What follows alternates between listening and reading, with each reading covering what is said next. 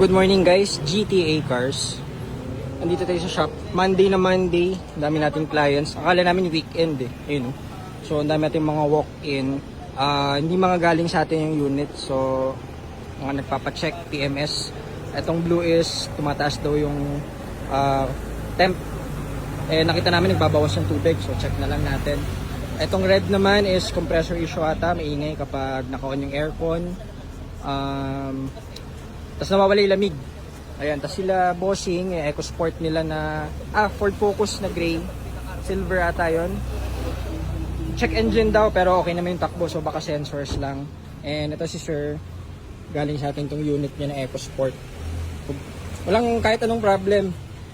Galing pa sila sir ng Infanta Quezon. Kaso, ayun no, minatkat ng daga.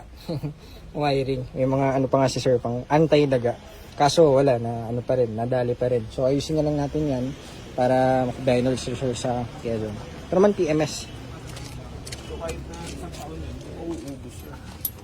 PMS to no, kay Edwin. Ayun yung mga langis.